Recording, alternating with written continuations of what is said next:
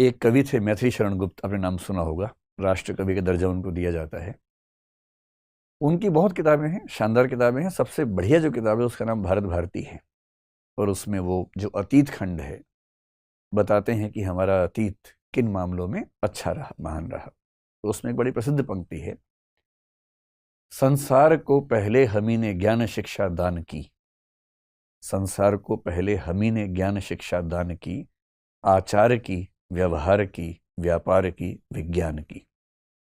तो मैं जब भी ये पंक्ति पढ़ता हूँ मेरा मन करता है कि इसमें किस तरह से दर्शन भी ठूंसूं किसी तरह से, क्योंकि बाकी सब तो उन्होंने बोला, दर्शन का जिक्र नहीं किया, जबकि दर्शन भी हमारा दुनिया का सबसे पुराना दर्शन है। वो बात तो आनी चाहिए। तीसरा कारण बहुत पर्सनल है। पर्सनल ये है कि मेरी वजह से मेरे परिवार में कुछ व्यक्तियों को फिलोसफी पढ़ने का शौक इस बीच में हो गया, जिनमें एक मेरे बड़े भैया अमेरिका में रहते हैं पिछले 15-20 साल से, वो भी शामिल है। तो उनको मैंने पिछले साल एक किताब सजेस्ट की थी, सोफीज वर्ल्ड, जो उन्होंने पढ़ी और बड़ा खुश होकर पढ़ी। और कुछ दिन पहले उन्होंने कहा कि यार विकास, बाकी सब ठीक है, इससे पूरा वेस्टर्न फिलोसफी समझ में आ गई, पर इंडियन फिलोसफी के लिए कोई ऐसा रेफरेंस नहीं मिल पा रहा जो हम पढ़ें, जहाँ से पढ़ें चीज़ें आसान रूप में मिलें। तो मैंने उनसे कहा, वैसे तो घर की मुर्गी दाल बराबर होती है, लेकिन आप थोड़ा भरोसा कर सके तो मैं खुद ही उस पर शुरू करता हूँ। तो एक कारण ये भी है कि इंडियन सही शुरू करते हैं। बहुत सारे ऐसे लोग हैं, क्योंकि पश्चिमी दर्शन पे बहुत सारे रिसोर्सेज मिल जाते हैं, भारतीय पर नहीं मिलते। तो भारतीय दर्शन पे कुछ दिन चर्चा करके उसको समझते हैं, फिर हम पश्चिम की ओर बढ़ेंगे। देखिए, भारतीय दर्शन को समझने का मतलब क्या है, आज हम दो बातों पर गौर करेंगे। आज एक इंट्रोडक्शन रखेंगे भारतीय दर्शन का, तो उसमें दो बातों पर गौर कर सकते हैं। एक गौर तो ये कर सकते हैं कि पूरी इंडियन फिलोसफी कैसे कैसे डेवलप हुई, एक उसका हिस्टोरिकल पर्सपेक्टिव क्या है, इसका ऐतिहासिक अनुक्रम क्या है, या हिस्टोरिकल पर्सपेक्टिव क्या है। हमारी टीम ने कुछ कमेंट्स भेजे, कहा कि कुछ लोग ऐसे हैं जो हिंदी सुनते हैं लेकिन पढ़ नहीं पाते, तो आप बोर्ड पे थोड़ा सा अंग्रेजी में ज़्यादा लिखेंगे तो उनको समझ में आ जाएगा। तो भाई ये जो लिखा है इसको देवनागरी में भारतीय दर्शन कहते हैं, इंडियन फिलोसफी समझ लीजिए, ठीक है। एक तो देखेंगे उसका हिस्टोरिकल पर्सपेक्टिव, वेद से शुरू होकर क्यों ना हम ओशो रजनीश तक ही समझ लें, कैसे कैसे डेवलपमेंट्स हुई, कब क्या हुआ, किसने क्या किया, ताकि एक फ्रेम बन जाए, एक क्लासिफिकेशन आपके दिमाग में ठीक से सेट हो जाए कि भारतीय दर्शन का मतलब क्या होता है, कहाँ से कहाँ तक होता है।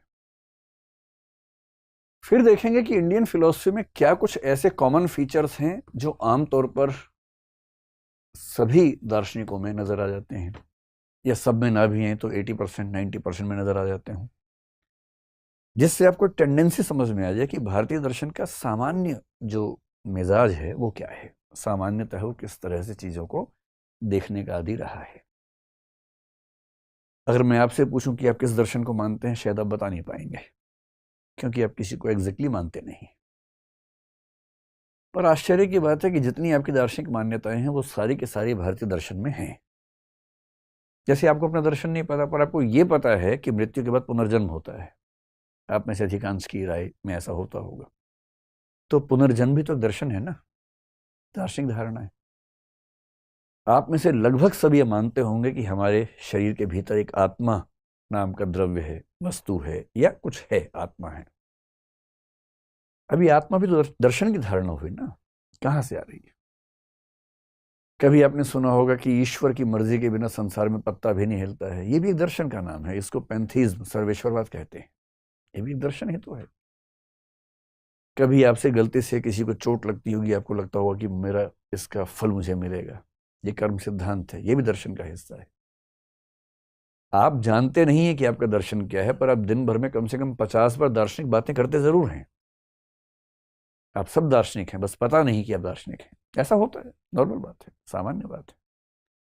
इसलिए हम सब दार्शनिक हैं, ये अनिवार्य है। हम चाहकर भी अदार्शनिक नहीं हो सकते।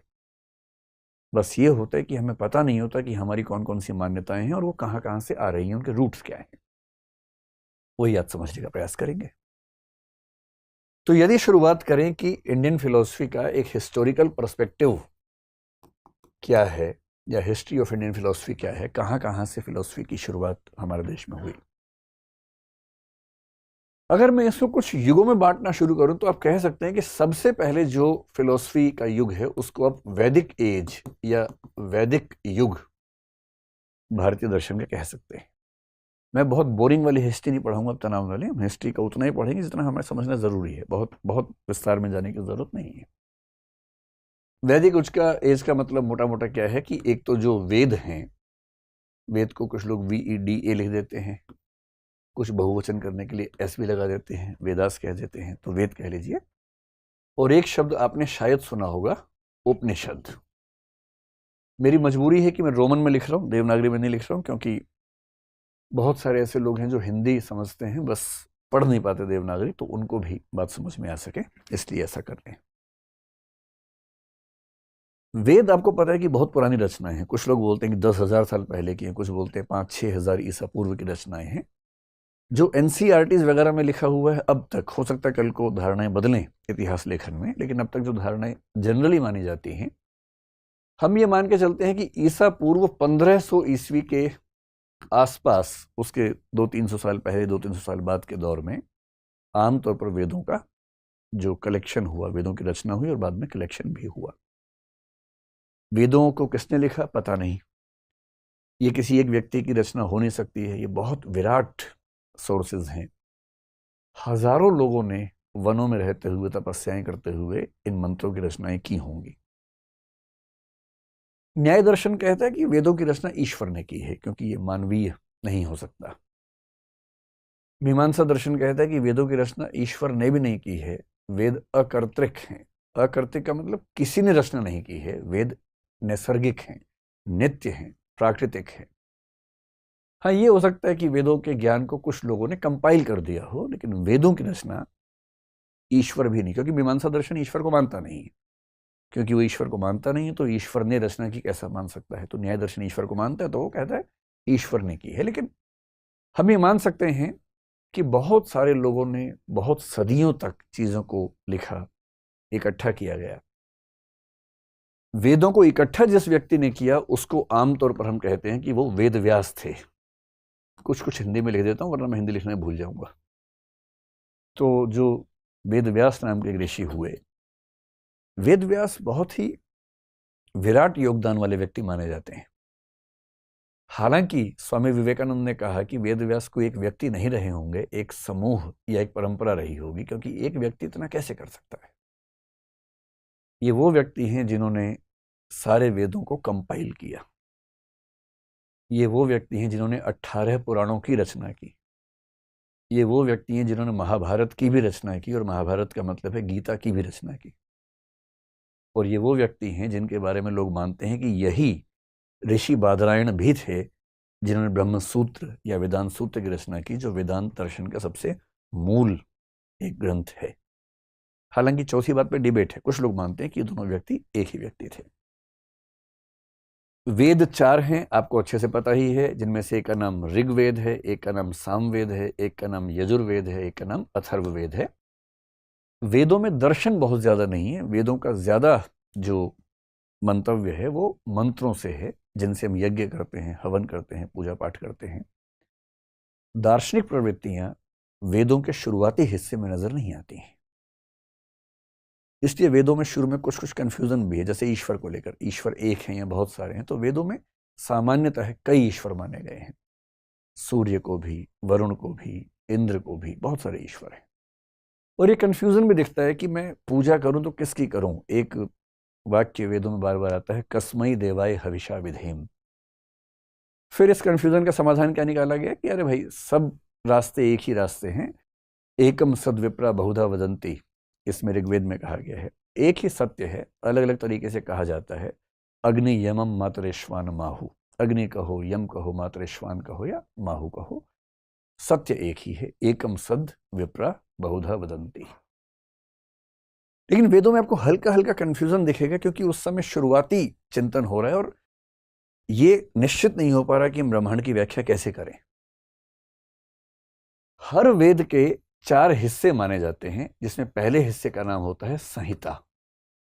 और संहिता का बेसिक मतलब है मंत्र, जिन मंत्रों से हम पूजा पाठ करते हैं। तो जब भी आप वैदिक मंत्र सुनेंगे तो इसका मतलब है कि वो वेद का कौन सा हिस्सा है, संहिता। संहिता के बाद दूसरा हिस्सा होता है जिसको बोलते हैं ब्राह्मण। ब्राह्मण का बाद में तो वर्ण व्यवस्था में ये एक वर्ण का नाम हो गया, लेकिन ब्राह्मण का बेसिक मतलब वेदों में है कि जब पूजा पाठ होगा उसके विधि विधान क्या होंगे, उन विधि विधानों का वर्णन ब्राह्मण कहलाता है। ऐसा मानते हैं कि ये विधि विधान करने वाले व्यक्ति बाद में इसी वजह से ब्राह्मण ही कहलाने लगे होंगे। तीसरा जो शब्द है या तीसरा जो हिस्सा है उसको बोलते हैं आरण्यक। अरण्य होता है जंगल। आरण्यक का मतलब है कि जो लोग वनों में निवास करते हैं, तपस्वी वगैरह हैं, उनके लिए आचार व्यवहार के क्या नियम हैं वो आरण्यक में होते थे। और सबसे मजेदार बात, वेदों का ही जो चौथा हिस्सा होता है उसका नाम होता है उपनिषद। इसलिए उपनिषद कोई अलग चीज नहीं है, उपनिषद वेदों का ही हिस्सा है। बहुत सारे उपनिषद माने जाते हैं। आपने सुना होगा कि उपनिषद 108 माने जाते हैं, जिनमें से लगभग 10 से 12 बड़े महत्वपूर्ण हैं। जैसे बृहदारण्यक बहुत महत्वपूर्ण है, छांदोग्य बहुत महत्वपूर्ण है। सबसे 2 पुराने उपनिषद जो हैं बृहदारण्यक और छांदोग्य माने जाते हैं। अगर आप देखेंगे तो बृहदारण्यक उपनिषद का संबंध किससे है, तो हमारा जो वेद है उसमें यजुर्वेद जो है बृहदारण्यक इससे जुड़ा हुआ है, इसके अंतर्गत है। सामवेद के अंतर्गत छांदोग्य उपनिषद आपको अंतिम हिस्सा मिलेगा। और क्योंकि उपनिषद वेदों का ही अंतिम हिस्सा है, इसलिए उपनिषदों का एक नाम वेदांत भी होता है। और वेदांत का मतलब है वेदों का अंतिम हिस्सा। उपनिषद जो है ना वो है फिलॉसफी। शायद इस पूरी दुनिया में उस समय तक वैसी फिलॉसफी को सोच भी नहीं पाया होगा जितनी गहरी फिलॉसफी उपनिषदों में दिखती है, वेदांत में दिखती है। इसलिए अगर आपको समझना हो कि भारतीय दर्शन के शुरुआती स्तर पर दर्शन का सबसे गहरा बिंदु कहाँ दिखता है, वो क्या है, उपनिषद है। 10-12 उपनिषद बहुत महत्वपूर्ण हैं। और उपनिषदों में लगभग वो सारी धारणाएं जो आप आज मानते हैं आ चुकी थी। आत्मा होती है या नहीं, वेदों में कहीं कहीं हल्का सा कंफ्यूजन दिख सकता है, लेकिन उपनिषदों तक आते आते आत्मा निश्चित हो गई है कि आत्मा नाम की एक संरचना है। फिर एक मोक्ष की धारणा आपने सुनी होगी जिसको लिबरेशन कह देते हैं, मुक्ति कह देते हैं। मोक्ष की धारणा भी उपनिषदों में स्पष्ट हो गई है। कहीं कहीं स्वर्ग का जिक्र आता है, लेकिन भारतीय परंपरा में मोक्ष सबसे ऊंचा आदर्श माना गया, वो उपनिषदों में स्पष्ट हो चुका है। फिर आपने एक पुनर्जन्म यानी कि रीबर्थ नाम की चीज सुनी होगी। और भारत के लगभग सब लोग मानते हैं कि हम मरने के बाद पुनः पैदा होते हैं, और हम जो पैदा हुए हैं उसके पीछे भी हमारा जन्म रहा है। ये जो धारणा है, ये धारणा उपनिषदों में स्थिर हो चुकी है पूरी तरह से। इससे ये सारी की सारी धारणाएं, आत्मा हो, मोक्ष हो या रीबर्थ हो। और आपने एक शब्द सुना होगा ब्रह्म। वेदों में बहुत सारे ईश्वर हैं, लेकिन इस बात का जवाब देना मुश्किल है कि ये अंततः एक पूरा हिरार्की ऑर्डर कैसा है, कौन है परम सत्ता जिसके तहत सारी छोटी सत्ताएं आती हैं। उपनिषद तक आते आते मान लिया गया कि एक परम तत्व है, वो ब्रह्म है। और जब आप लॉजिकली आगे बढ़ेंगे तो आपको मानना पड़ेगा कि ब्रह्म भी सगुण नहीं, निर्गुण है। निर्गुण का मतलब होता है जो निराकार है, जिसकी विशेषताएं बताना संभव नहीं होता है। नेति नेति आपने एक शब्द सुना होगा, न इति न इति। परम तत्व ऐसा भी नहीं है, परम तत्व ऐसा भी नहीं है। ये क्यों होता है आगे चल के समझेंगे। आज तो केवल एक इंट्रोडक्शन है, जब विस्तार में किसी विषय पर आएंगे तब समझेंगे कि ऐसा क्यों बोलना पड़ता है। क्यों उपनिषदों ने ब्रह्म की व्याख्या करते हुए बार बार नेति नेति कहा कि ब्रह्म ऐसा भी नहीं है, ब्रह्म वैसा भी नहीं है। और क्यों शंकराचार्य ने, आदिगुरु शंकराचार्य ने इस बिंदु को बहुत ज्यादा हाईलाइट किया आगे चलकर, कई 100 साल बाद क्यों ऐसा किया। इसलिए मोटी सी बात है कि उपनिषद में लगभग वो सारी दार्शनिक मान्यताएं हैं जो हम आज तक फॉलो करते हैं। विशेष रूप से जो हिंदू धर्म को मानने वाले व्यक्ति हैं वो आमतौर पर इसको आज तक फॉलो करते हैं। ये इंडियन फिलॉसफी का पहला फेज है। लेकिन इसके बाद क्या हुआ, इसके बाद कहते हैं कि जब वैदिक कर्मकांड काफी ज्यादा बढ़ा तो बहुत सारे लोगों की रुचि इन चीजों से हटने लगी, और विशेष रूप से पशु बलि पर आधारित जो यज्ञ थे उनको लेकर एक सामाजिक विरोध शुरू होना हुआ। उसका कारण मानते हैं कृषि प्रधान अर्थव्यवस्था जब आने लगी तो उसके साथ कुछ नए डेवलपमेंट्स हुए। जब हम सेकेंड राउंड में आएंगे तब समझेंगे इसको। जो सेकंड फेज है वहां पर सेकंड और थर्ड फेज, 2 फेज एक साथ समझते हैं। और भारतीय दर्शन की 2 धाराएं बटी, जिनमें से एक को बोलते हैं नास्तिक दर्शन और एक को बोलते हैं आस्तिक दर्शन। नास्तिक और आस्तिक तो आपने शब्द सुने ही होंगे। नास्तिक को बोलते हैं हेटेरोडॉक्स और आस्तिक को बोलते हैं ऑर्थोडॉक्स। ये शब्द प्रचलित हैं पश्चिम की दुनिया में, हेटेरोडॉक्स, ऑर्थोडॉक्स, और भारतीय परंपरा में नास्तिक और आस्तिक। अब देखिए, कुल मिला के जो भारतीय दर्शन माने जाते हैं दर्शन की पुस्तकों में, उनकी संख्या मानी जाती है 9। और ये 9 कौन है? वेद उपनिषद के बाद के दर्शन है। वेद उपनिषद को छोड़ दीजिए, उसके बाद जो दर्शन कुल माने जाते हैं वो 9 माने जाते हैं। उन 9 में से 3 नास्तिक हैं, 6 आस्तिक हैं। लेकिन नास्तिक आस्तिक समझने से पहले समझ लें कि इसका मतलब क्या होता है। आप लोगों ने आमतौर पर फिल्मों में जो सुना होगा नास्तिक आस्तिक का अंतर, वो सुना होगा कि ईश्वर को कोई मानता है या नहीं मानता है।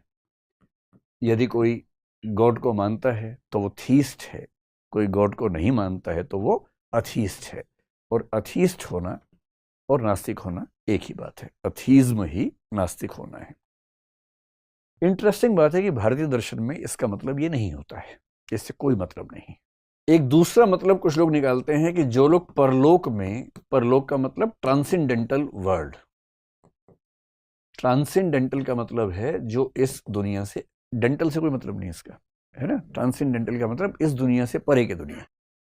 जो मानता है कि इस दुनिया के परे कुछ नहीं है वो नास्तिक है। जो मानता है कि ना, इस दुनिया के परे कुछ है और बहुत महत्वपूर्ण है, वो कुछ ट्रांसेंडेंटल बिलीफ रखता है और उसके बारे में ये कहते हैं कि वो आस्तिक व्यक्ति है। भारतीय दर्शन के क्लासिफिकेशन में आस्तिक का मतलब ये भी नहीं होता है। तो तीसरा क्या हो सकता है? एक तीसरा है, और तीसरा है वेद। जो वेद लिखे गए, और वेद का मतलब यहां उपनिषद से भी हो जाता है, क्योंकि उपनिषद वेदों का हिस्सा ही है, अलग से नहीं। कुछ लोग मानते हैं कि वेद में जो लिखा है वो अंतिम सत्य है, अकाट्य सत्य है, परम सत्य है। हम तो उसको प्रमाण के रूप में मानेंगे, एक प्रूफ के रूप में, टेस्टिमनी के रूप में मानेंगे। इसको भारत में शब्द प्रमाण कहते हैं कि अगर किसी प्रामाणिक व्यक्ति का कथन है, प्रामाणिक ग्रंथ का कथन है, ऑथेंटिक सोर्स से आने वाली बात है, तो वो अपने आप में प्रूफ है, एविडेंस है। तो जो लोग मानते हैं कि वेदों में लिखी बातें एविडेंस हैं, प्रूफ हैं, अपने आप में सच हैं, उन पर कोई डाउट नहीं करना चाहिए, वो वेदों में आस्था रखते हैं, उनको कहते हैं आस्तिक। और जो कहते हैं कि ना भाई, वेदों में लिखी बात ठीक है, ठीक हो भी सकती है, नहीं भी हो सकती है, हम इसी बात से नहीं मान लेंगे कि वेद में लिखा तो सच है, तो हमारी वेदों में वैसी आस्था नहीं है, उनको बोल देते हैं नास्तिक। इससे ध्यान रखने की, भारतीय परंपरा में जब हम क्लासिफिकेशन करते हैं, नास्तिक का मतलब होता है जो वेदों को प्रूफ नहीं मानते, एविडेंस नहीं मानते, प्रमाण नहीं मानते। और ऐसे दार्शनिकों की संख्या 3 है। आपने शायद एक का नाम सुना होगा, चारवाक। जानते हैं इसको? आपके आसपास होंगे 2-4, इनका मिलना ज्यादा आसान काम है। एक दर्शन है जैन दर्शन, जैनिज्म, और एक दर्शन है बौद्ध दर्शन, यानी कि बुद्धिज्म। चारवाक, जैन और बौद्ध, ये तीनों वो दर्शन हैं जो वेदों को प्रमाण के रूप में स्वीकार नहीं करते, क्योंकि ये वैदिक जो स्ट्रक्चर था उसके खिलाफ ही आंदोलन के रूप में उठे थे। और जो वास्तविक दर्शन है उनकी संख्या 6 है, लेकिन वो 2-2 के ग्रुप में काम करते हैं। एक ग्रुप है जिसमें सांख्य और योग, आपने नाम सुना होगा, सांख्य दर्शन और योग दर्शन। जो इंडियन फिलॉसफी के डेवलपमेंट का सेकंड एज है, वो दरअसल ये वाली एज है जिसको हम नास्तिक दर्शन कह रहे हैं। ये वाली एज है सेकंड। इस समय चारवाक उठे। आपने ऋषि बृहस्पति का नाम सुना होगा। बहुत इंटरेस्टिंग बात है कि चारवाक दर्शन की रचना करने वाले कौन थे? गुरु बृहस्पति थे। उनकी रचना से चारवाक दर्शन पैदा हुआ। उन्होंने क्यों रचना की, इसकी एक कहानी है, जब चारवाक को पढ़ेंगे तब समझेंगे। जैन दर्शन आपको पता ही है, महावीर जो हैं, जिनको भगवान महावीर जैन लोग कहते हैं, उनकी भूमिका सबसे प्रमुख है। हालांकि वो अकेले नहीं है, वो 24वें तीर्थंकर हैं। तीर्थंकरों की परंपरा के अंतिम तीर्थंकर माने जाते हैं। बौद्ध दर्शन किससे आए? गौतम बुद्ध से आया। आपने ये भी सुना होगा कि जैन दर्शन आगे चल के 2 हिस्सों में बट गया, श्वेतांबर, दिगंबर हो गया। बौद्ध परंपरा भी आगे चलकर 2 बड़ी परंपराओं में बटी, हीनयान, महायान। और अगर आप 1956 को ध्यान रखें तो एक और परंपरा बनी, नवयान। इसलिए बौद्ध परंपरा के 3 जो रास्ते निकले, हीनयान, महायान, और 20वीं सदी में डॉक्टर अंबेडकर के माध्यम से नवयान बना 1956 में। एक वो भी प्रसंग इसमें आता है। तो सेकंड फेज में ये हुआ। अब इस सेकंड फेज के विरुद्ध आप कह सकते हैं कि तीसरा पीरियड शुरू हुआ। और वो कौन सा पीरियड है? जो वेदों और उपनिषदों को फिर से रीइंस्टेट करता है, फिर से स्थापित करने का प्रयास करता है, जो जैन, बौद्ध और चारवाक के खिलाफ खड़ा होता है। और ये लोग कौन हैं? ये वैदिक और औपनिषदिक साहित्य की नई व्याख्याएं करते हैं। पूरी तरह से उस पर बेस न हो तो भी कम से कम उसको प्रमाण मानते हैं, और ये सब कहलाते हैं आस्तिक दर्शन। और आस्तिक कौन? जो वेदों को प्रमाण मानता है। नास्तिक कौन? नास्तिको वेद निंदक मनुस्मृति में कहा गया है, नास्तिक वो है जो वेद का निंदक है। इस बात पर भारतीय दर्शन में एक सर्वसम्मति है कि नास्तिक का मतलब वो माना जाएगा। सांख्य और योग आपने नाम सुना होगा, ये दोनों दर्शन बहुत क्लोज हैं, इसलिए इनको एक ग्रुप मानते हैं, ग्रुप ऑफ फिलोसफी है। ऐसे ही आपने एक नाम सुना होगा न्याय, और एक सुना होगा वैशेषिक। न्याय और वैशेषिक भी एक जॉइंट वेंचर जैसा समझ लीजिए कि दो समूह एक साथ मिलकर काम कर रहे हैं। कुछ हिस्से पर आप काम करेंगे, हम मान लेंगे, कुछ हिस्से पर हम काम करेंगे, आप मान लेंगे। जैसे न्याय दर्शन ने ज्ञान मीमांसा पर ज्यादा काम किया, वैशेषिक ने तत्व मीमांसा पर ज्यादा काम किया और एक दूसरे को मान लिया, तो इससे वो एक ग्रुप बन गया। और जो तीसरा ग्रुप बना उसका नाम है मीमांसा और वेदांत। मीमांसा और वेदांत, इन 6 फिलॉसफीज को अगर एक साथ जोड़ दें तो इसके लिए भारतीय दर्शन में एक शब्द चलता है, षट दर्शन।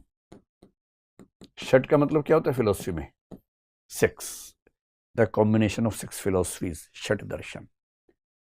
इसी षट दर्शन को बोलते हैं हिंदू दर्शन।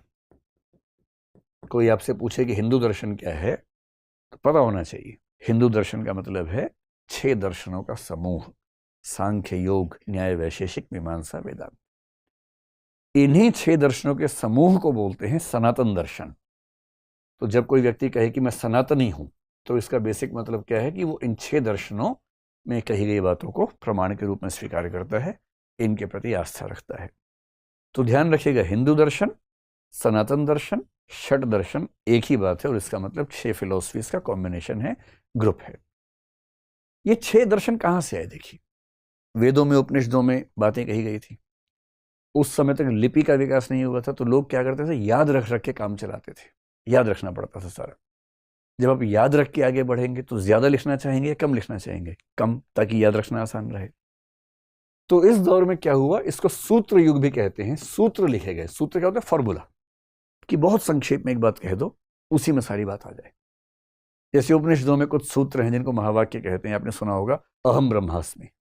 ये बृहदारण्यक उपनिषद का बड़ा प्रमुख सूत्र है, मैं ही ब्रह्म हूं, अहम ब्रह्मास्मि। फिर आपने सुना होगा तत्वमसि।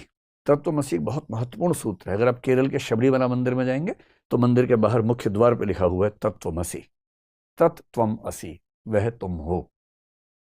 इनको बोलते हैं महावाक्य। अब ये जो सारे के सारे सूत्र हैं, इसी तरह के बहुत सारे सूत्र इस तीसरे फेज में बने, और इन सारे दर्शनों का एक एक सूत्र कहलाता है। सांख्य दर्शन क्या है? तो एक व्यक्ति ने सांख्य सूत्र की रचना की, जिसका नाम है कपिल मुनि। सांख्य सूत्र आज तक मिला नहीं है हमें। आज तक हम सांख्य सूत्र के बारे में सुनते हैं, पढ़ते हैं, पर सांख्य सूत्र अब तक मिल नहीं पाया है। उसके बारे में रेफरेंसेस मिलते हैं बहुत सारे, बाकी सूत्र सारे मिल गए हैं, सांख्य सूत्र नहीं मिला है। ऐसे ही जब योग आया तो योग सूत्र लिखा, वो लिखा महर्षि पातंजलि ने। पातंजलि का नाम आपने सुना ही है ना। वो योग दर्शन के प्रवर्तक नहीं है, योग दर्शन तो बहुत पुराना है, लेकिन उन सारी चीजों को इकट्ठा करके सूत्र के रूप में रखने का काम किसने किया? महर्षि पातंजलि ने किया। ऐसे न्याय दर्शन है तो न्याय सूत्र हुआ। न्याय सूत्र लिखा जिन्होंने, उनका नाम अक्षपाद गौतम कहते हैं उनको। गौतम मुनि, गौतम दो हैं, गौतम बुद्ध हैं, एक गौतम मुनि दूसरे हैं। तो जो दूसरे गौतम मुनि हैं जिनको अक्षपाद भी कहते हैं, उन्होंने न्याय सूत्र लिखा। फिर वैशेषिक दर्शन जब हुआ तो वैशेषिक सूत्र लिखा गया। आपने एक ऋषि कणाद का नाम सुना होगा, तो कणाद ऋषि वैशेषिक सूत्र के रचनाकार थे। मीमांसा का जो सूत्र लिखा, मीमांसा सूत्र, उसके रचनाकार माने जाते हैं ऋषि जैमिनी। और इस पूरी परंपरा में जो सबसे महत्वपूर्ण दर्शन हुआ आगे चलकर, अगर आज के दिन में भारत के किसी व्यक्ति को, विशेष रूप से हिंदू व्यक्ति को न पता हो कि उसका दर्शन क्या है, तो आप आंख बंद के कह दीजिए उसका दर्शन वेदांत दर्शन है। क्योंकि वो जितनी बातें मानता है उनमें से 90-95% वेदांत की ही बातें मानता है। बस उसको पता नहीं है कि वेदांत क्या होता है।